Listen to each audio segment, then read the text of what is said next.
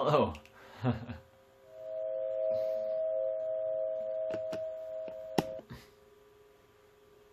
Tonight, we're going to dive deep into simplicity and see complexity reveal itself as the miracle. Alright, so we continue. So, tonight's transmission, The Science of World Peace Through Simplicity, is looking through the eyes of simplicity, through the eyes of unconditional love, and allowing for that self-organizing principle of pattern recognition to see how the complex solutions fall away and how we can see what remains as simplicity. So, the world is made up of agreements. Agreements that we've made intentionally and unintentionally. And sometimes we agree, and sometimes we don't. And not all agreements were created or are created equally. Some agreements might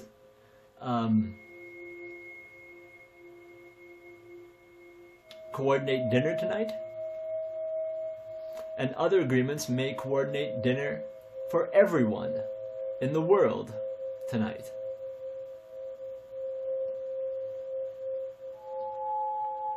And so, this is an invitation to explore the possibility of what could be the greatest agreement. Because if we could create the greatest amount of social change with, let's say, 10 agreements, 10 absolutely amazing agreements that cover every range of socioeconomic system, including agreements about how we wish to be treated, or how we feel is right to behave. Internal agreements. Would we rather achieve all that with 9 agreements instead of 10? Well, how about 8?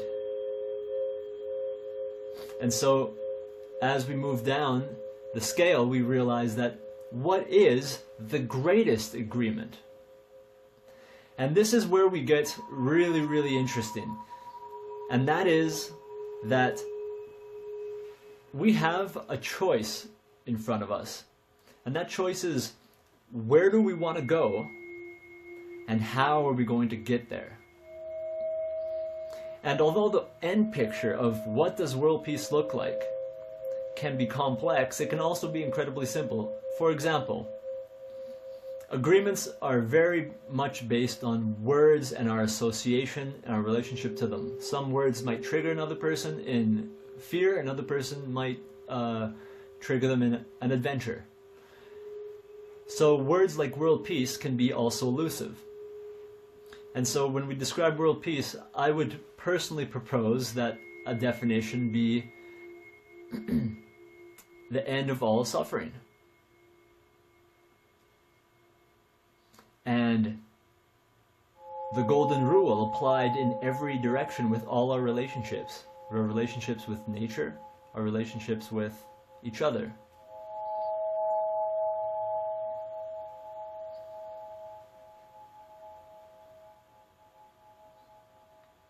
And that would mean, obviously, the end of war, poverty, inequality, corruption, environmental destruction, and economic slavery, as well as all forms of systemic violence. Because the cause to the greatest violence in the world is actually poverty. And so when I say that now exists a scientifically irrefutable push-button world peace formula, it is inclusive of all that. And the only thing left to be done, just like enlightenment, is realize it. And we are realizing it right now, energetically, logistically, believably. by opening up to the possibility of that. And many here, probably most if not everyone here, already knows this. And if you do know this, press the share button. Humbling and learning, or remembering. And so yes, we already did it. We're just narrating it now, quite literally. And the implications are a restructuring of the entire field of consciousness. It's one thing to agree on an answer, and it's another thing to agree on a question.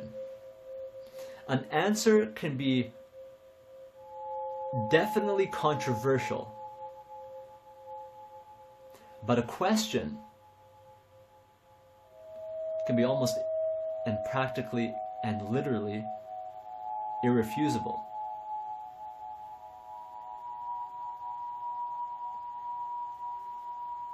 A question like, do you want world peace?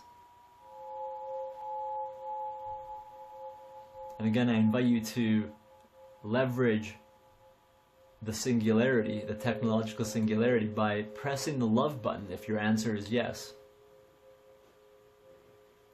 Or not. It's all happening inside of you anyway. And so the single question, do we want world peace? Inviting all of humanity to respond to that single question through the laws of physics, the laws of attraction, the laws of frequency, the law of love. Love wins. Every time. Ask and you shall receive. Seek and you shall find. By asking, you literally attract the answer. It's as if they're connected. What are the greatest questions that could be born through the greatest question? The greatest question is, what is the greatest question?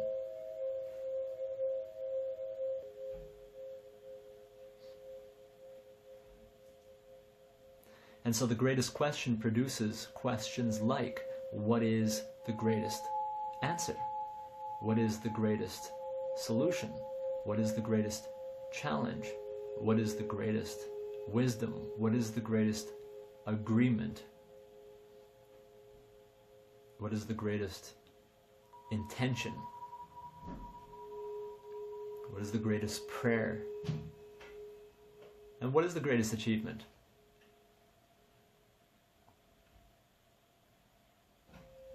And so by utilizing this master key, we can go directly to the main thing, recognizing that one agreement could potentially, by the very definition of the greatest agreement, world peace and everything it represents will be achieved. Because that is how we define the greatest agreement. If it doesn't achieve that, then it is not the greatest, and that means we have not found it yet. From the perspective that the question itself exists under those terms. Unified intent works the exact same way externally, collectively, together as one humanity, one Earth species. And so by unifying our intent, we recognize that yes, of course, unity could achieve all that. But how do we unite the people? Another question.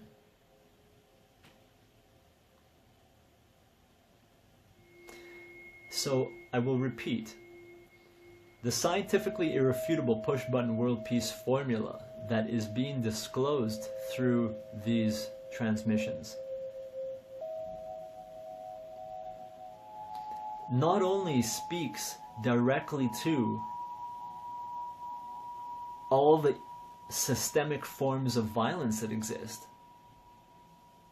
but also speaks to how we spontaneously mobilize humanity for waging world peace with more intensity than we have ever waged war.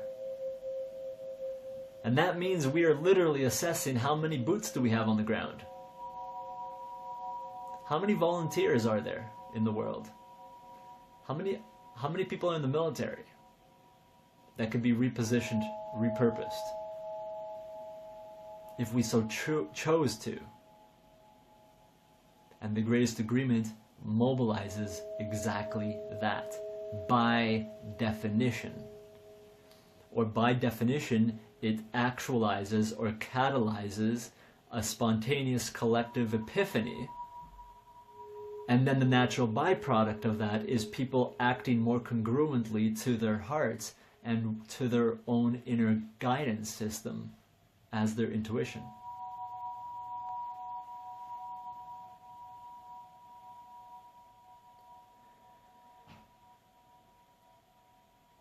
And so you can look at this any way you wish to, because consilience represents a discovery that can be validated from multiple scientific fields, including biblical prophecy and quantum mechanics.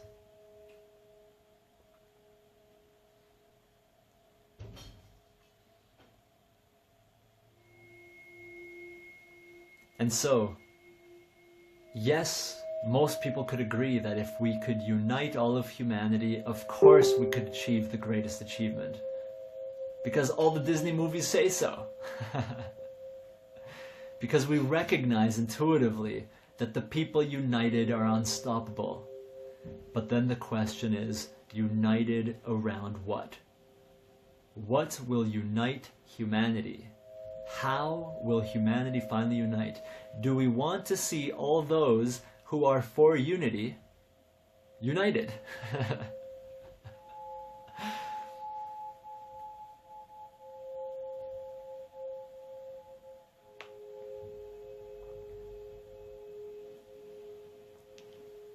The agreement of pointing our unified focus can be irrefutable and irrefusable. And when we decide that we can unite around an irrefusable agreement in the form of a trajectory, we have found a unifying principle for catalyzing the spontaneous mobilization of humanity.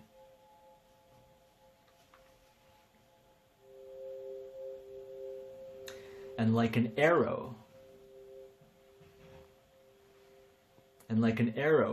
we can literally pierce the veils of our most elusive challenges and our most elusive questions by focusing with unified intent like a laser in the direction that we have decided to go, with our entire beings focusing on one question. And that question is, what is the greatest agreement?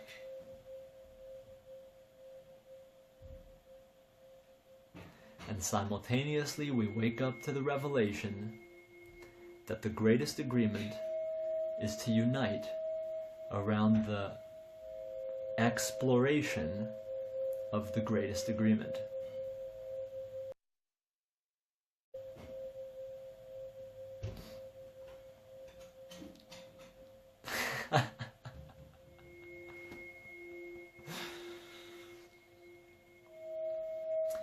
And then we begin to understand the philosophical, scientific irrefutability of the ideology or the science of world peace through simplicity itself.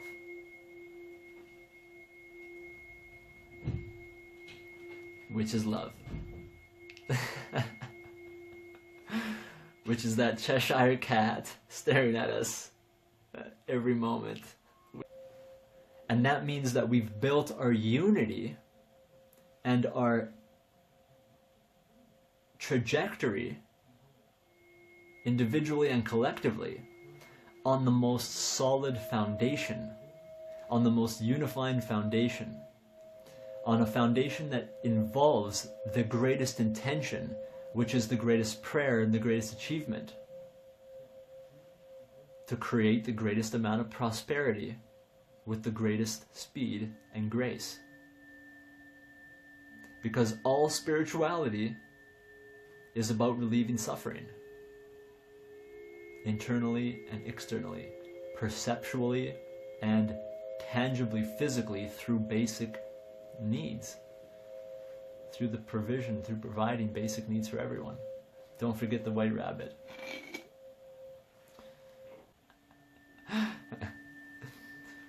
We don't have to understand quantum mechanics. Love is miraculous. Everyone knows that. It's old school. What does this actually look like? What does the greatest agreement look like tangibly, practically, locally, planetarily, systemically, infrastructurally?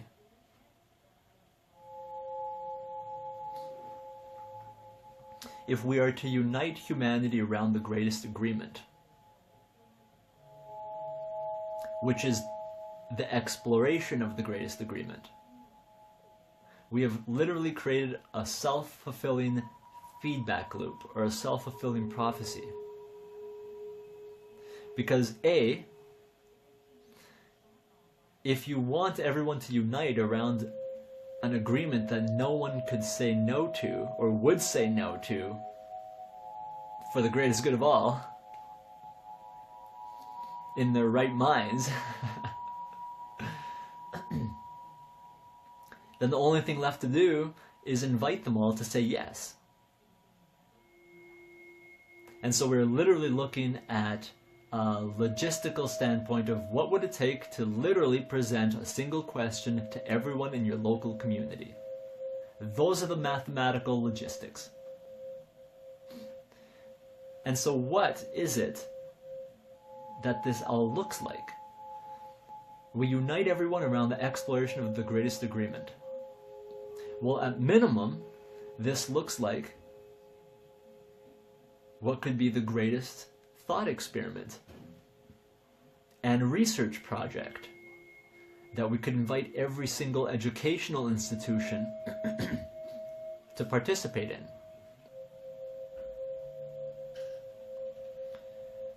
And the purpose of this experiment is to explore what all of humanity's most nominated agreements could be. So imagine a single consensus reality survey that invites every local community member to each nominate their 3 greatest agreements so that we can assess our options. And so the question is, would you like this to exist? Do you think this should already exist? Where is it? You mean we're not doing this already?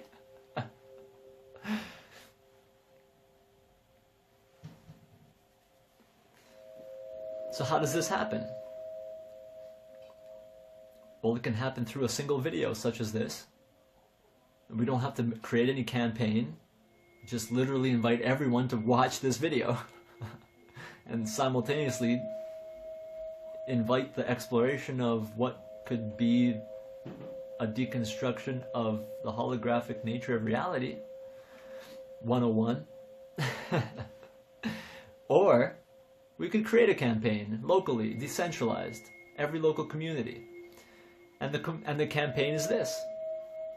Would you like to see a survey go around your entire local community, inviting everyone to answer 3 specific yes or no agreements? Agreements that everyone would obviously and could obviously say yes to. And if we haven't found questions or agreements that everyone would obviously and could obviously say yes to, well, then we keep looking and understand why someone would say no, so we can get better through the feedback of constructive criticism or constructive feedback. And so the question then goes to all peace advocates in every local community, all investigative journalists who are interested in the story of a scientifically irrefutable push-button world peace formula has been declared to have been discovered. Look-see. That should catch someone's attention. And the question goes out to all professors, all academic, political, and religious, and spiritual, and activist leaders. What agreements would they like to see included in the survey that is presented to all of the local community? And so we are still practically in the intangible, but we are still in the functionally tangible right now. And we're going to move into another layer of tangibility, which is based on our believability matrix, which includes feeding people through money who will do these things, through having available time because now they have food that they don't have to go work for at another job that wasn't about spontaneous enlightenment and world peace. So the functional matrix, or the believability matrix that we have in our collective condition is that we need money. So the question then is, would you like to see 10,000 people in your local community? Now this is a good part. I highly recommend you present for this one.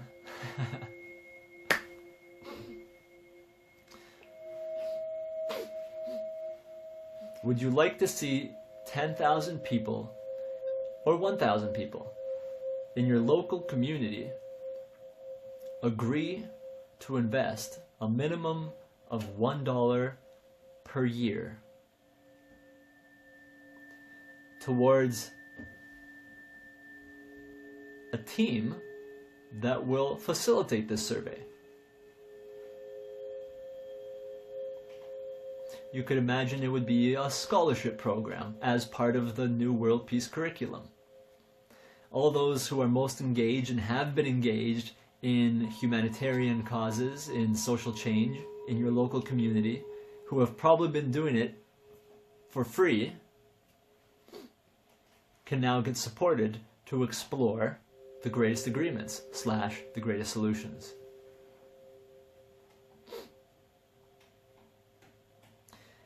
And so imagine 10,000 people in your local community saying yes to an agreement that is very difficult to say yes to while keeping a straight face. I'm sorry, very difficult to say no to and yes while keeping a straight face, because it's like, of course, what are you talking about? Imagine 10,000 people bringing together a fund of $10,000, which is through participatory budgeting. In other words, everyone collectively decides how to use that $10,000 so as to present this survey to the entire local community in the shortest, with the greatest speed and grace, and most efficiently. And now imagine that one agreement is made, and that is that half of the finances of that $10,000 immediately goes to providing free, organic, non-GMO fruit for all those who are hungry, and as an invitation to participate in the dialogue or to volunteer.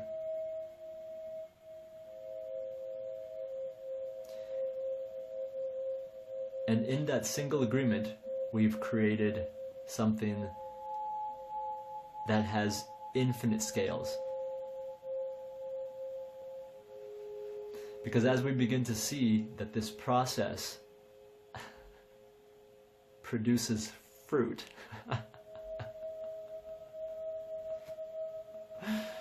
we suddenly realize that we just solved world hunger.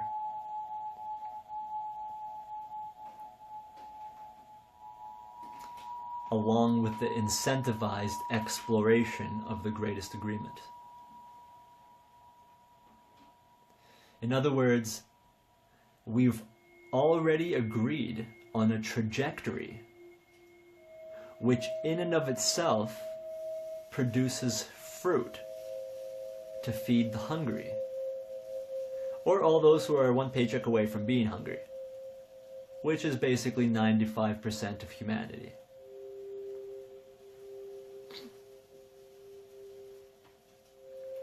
We may rejoice.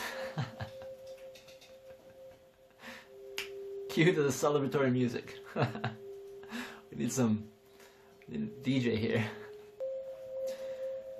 And so we're getting close here, but we just solved world hunger, so we're doing good. Because would you like to see 1 billion people agree to invest $1 per year towards a scholarship program which is focused on the exploration of the greatest agreement, which simultaneously directs half of all the finances raised immediately towards the most obvious strategies of feeding the hungry fresh, organic, non-GMO fruit? That's $500 million uniting 1 billion people, $500 million that goes immediately to providing fresh fruit for everyone. Fruit being the food of the gods, mythologically.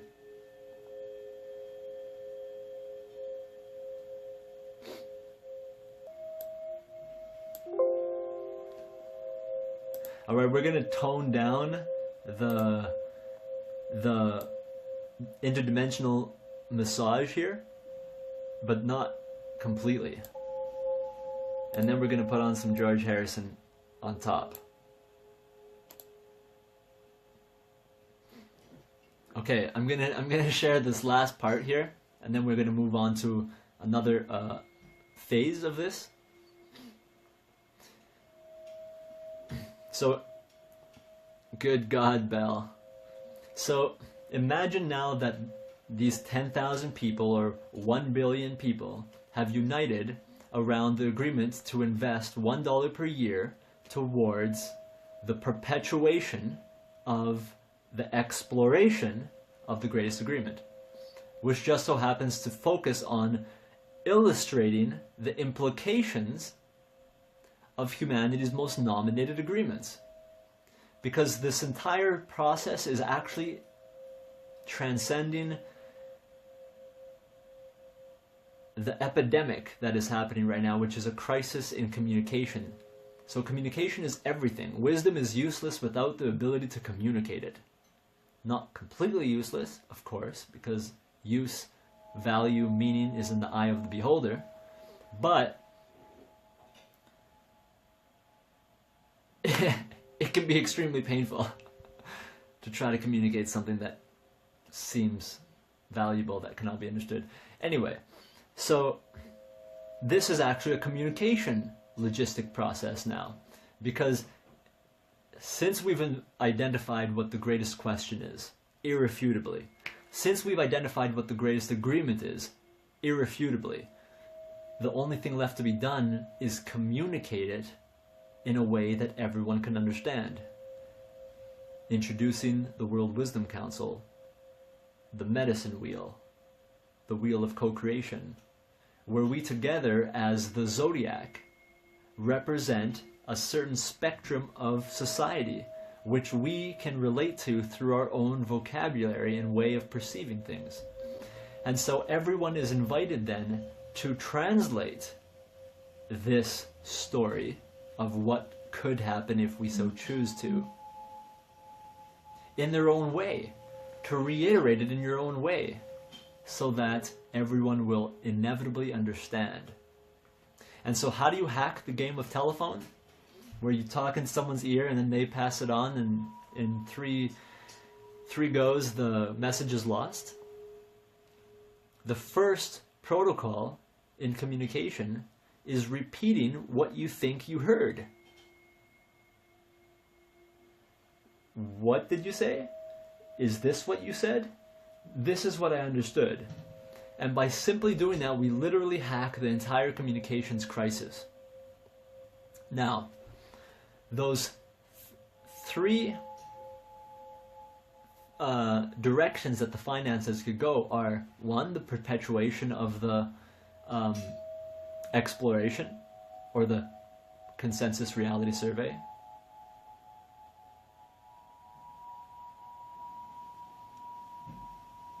Two, free, organic, non-GMO, fresh fruit for everyone who is hungry. And three, towards investigative journalists and a film crew to follow every single dollar and every single fruit so that we can have absolute transparency, accountability, and open collaboration from the very foundation of every initiative itself. Which means that it becomes a reality show where we engage in the process through transmedia while simultaneously participatorily budgeting the entire process with our dollar to ensure and to broadcast to the world the obvious fruit that is coming from our focus.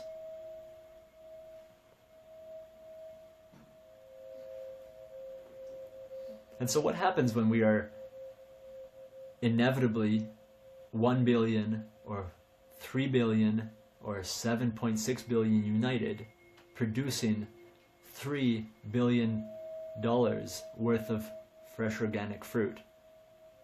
Do we start to feel infinite yet? What else have we thought of on the way to that? We already are beginning, or began a long time ago, to imagine, perceive infinity through love. The infinite implications of planetary unity, of local unity.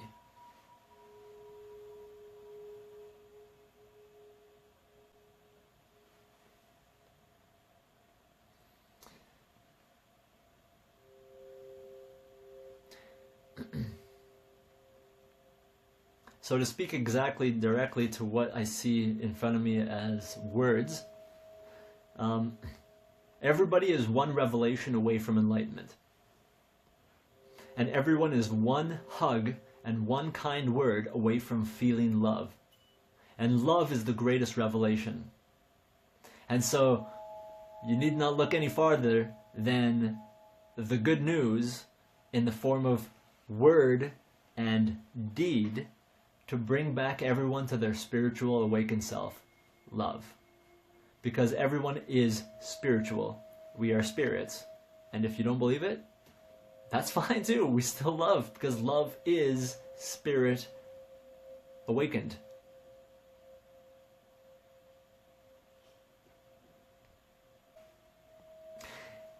It's about saying, land ahoy! Or, water. Water. We have water. Anybody want water? We have water. Water? The most aggression we ever need to achieve any of the greatest achievements is, can I offer you some fresh, organic, non-GMO fruit? And if you need any more aggression than that, then you haven't understood the implications of unconditional love. Or you haven't remembered the infinite implications of unconditional love. Because unconditional love is the grace of God, is pure synchronicity that is the greatest art. One of my favorite quotes, I will continue to repeat this, is, the purpose of evolutionary or revolutionary art is to make revolution irresistible. And so we are persuading, through inspiring through radiating, through celebrating. And a celebration to those who aren't celebrating can be perceived as a question. What are they celebrating? And so we are leveraging co-creative celebration for the transformation of humanity.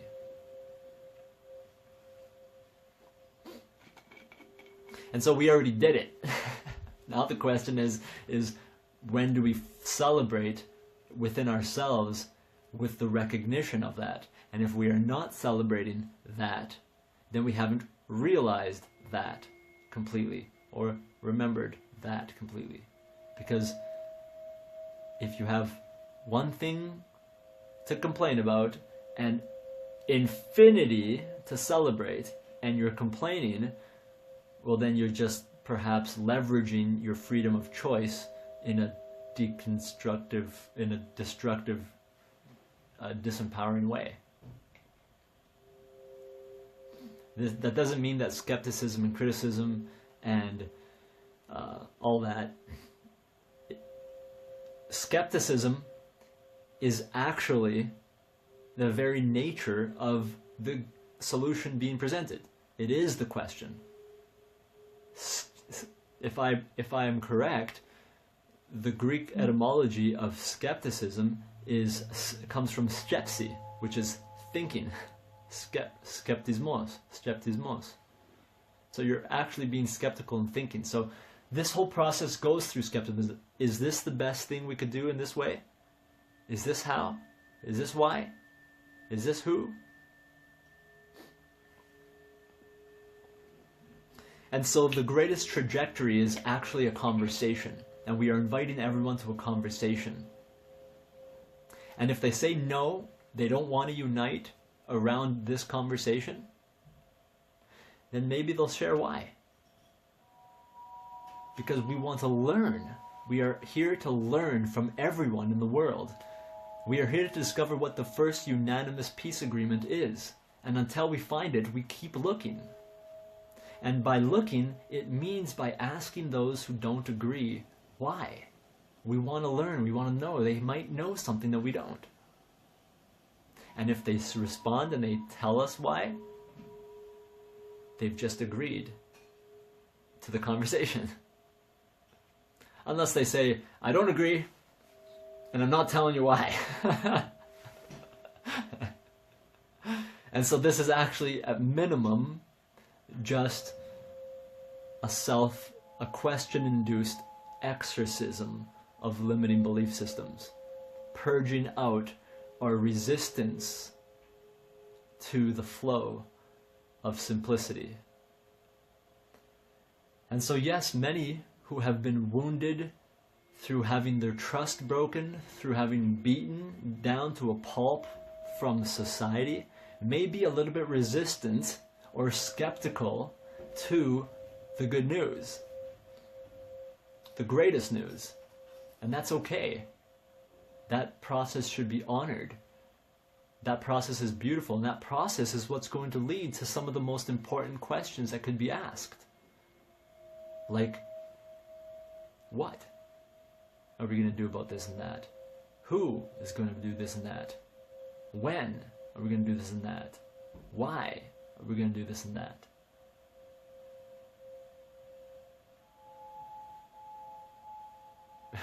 We're buying the end of money. Exactly, Melissa. Can we afford to buy the end of money?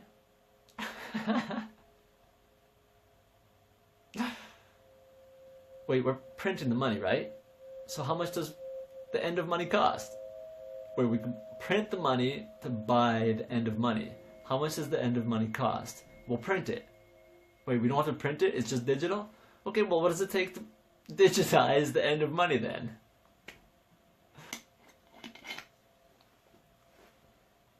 And so the next agreement is a direct response to Martin Luther King's beautiful quote, "Those who are for peace must learn to organize as effectively as those who are for war."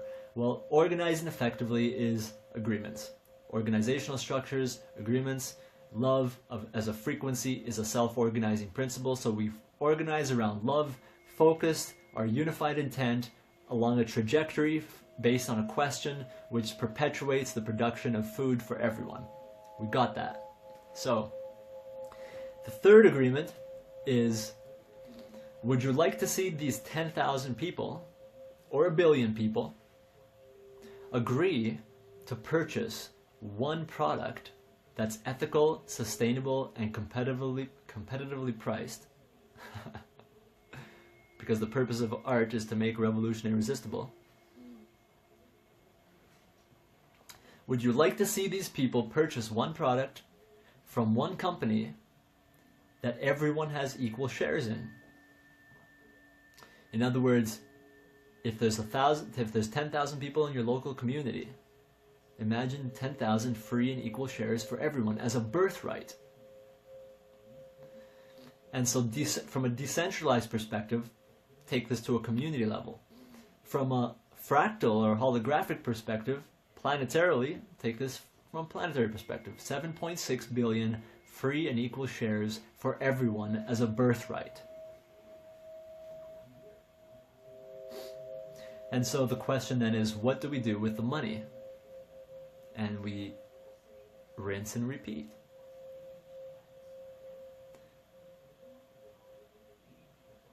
Imagine that all the finances were distributed along 3 trajectories.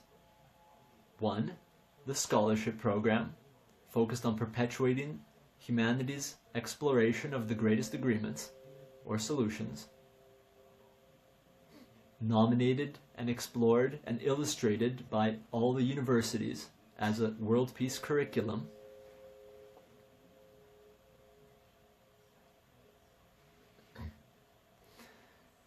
So all the money goes, 1/3 goes towards a scholarship program, another third goes towards investigative journalists and filmmakers who will follow every dollar, who will follow the money and follow the food and follow the people. Because this is the greatest reality show that we ever produced, co-creatively.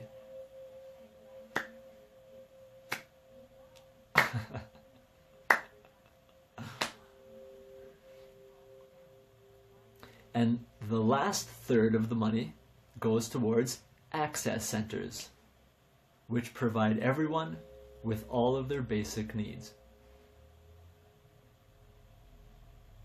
for free.